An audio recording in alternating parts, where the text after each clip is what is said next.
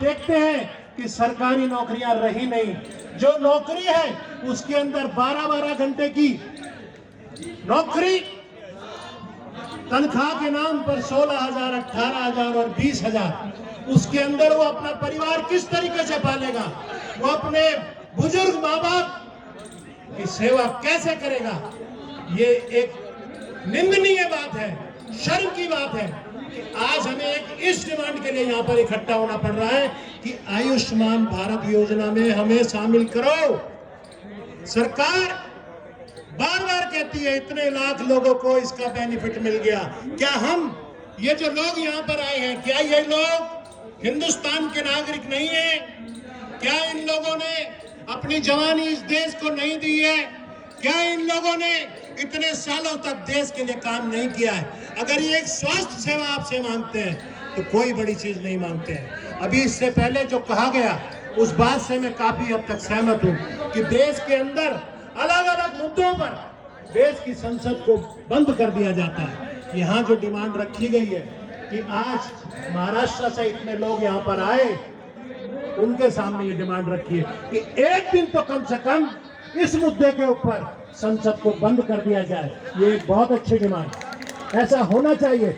और हम लोगों को अपने अपने क्षेत्र के जो भी MP MLA जितने भी हैं, जो आपकी इस डिमांड के साथ इत्तेफाक रखते हैं, इस डिमांड के साथ आपके साथ खड़े हैं, उन लोगों को ये बताया जाए, उन लोगों को ये समझाया जाए कि इस मुद्दे को भी संसद के अंदर उठाना चाहिए और इस मुद्दे के ऊपर भी संसद एक दिन बंद होनी चाहिए।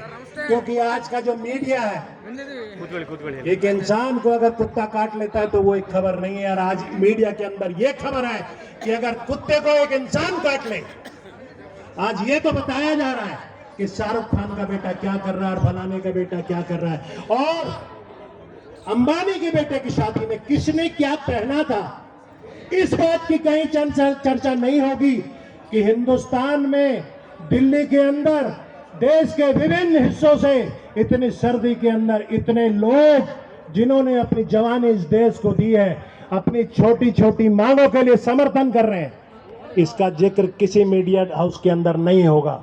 ये एक शर्म की बात है।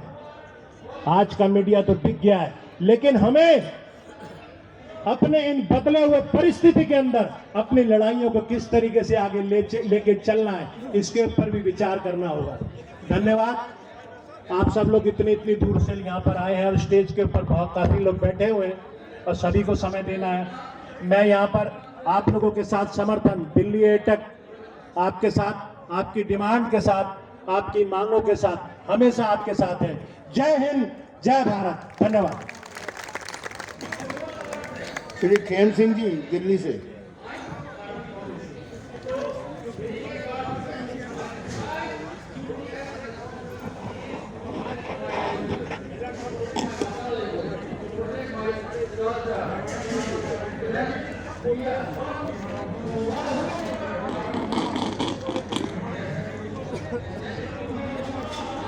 देश के अलग अलग कोने से आए हुए मेरे EPS सभी साथियों, मंच पर आसीन सभी पदाधिकारीगण और मेरे भाइयों, आप सभी को नमस्कार। मैं खेम सिंह NFL पानीपत से रिटायर हूं और हरियाणा से हूं। हमारे NFL के बहुत सारे साथी आज इस डेमोन्स्ट्रेशन के अंदर शामिल हैं। हम लोग आज जो हमारे मुख्य मुद्दे हैं आज की डेट में, जो कोश्यारी कमेटी है जिसकी रिपोर्ट सरकार को सबमिट हो चुकी है, उसके अंदर न्यूनतम पेंशन जो हमारे को 1,000 और बहुत सारे हमारे पेंशनर साथियों को 1,000 से भी कम पेंशन मिलती है, उस पेंशन को 9,000 पे किया जाए। वो डिमांड हमारी भारत सरकार से हमारे को रिक्वेस्ट है कि उस डिमांड को वो पूरा किया जाए। आप लोग देखा जाए तो आप लोग कौन हैं? आप लोग देश के असल निर्माता हो। असल जितने भी पब्लिक सेक्टर जो देश की आज़ादी के बाद जब खड़े हुए थे, उस पब्लिक सेक्टर के जितने भी कर्मचारी अधिकारी जो थे वो आज सड़कों पे रुल रहे हैं।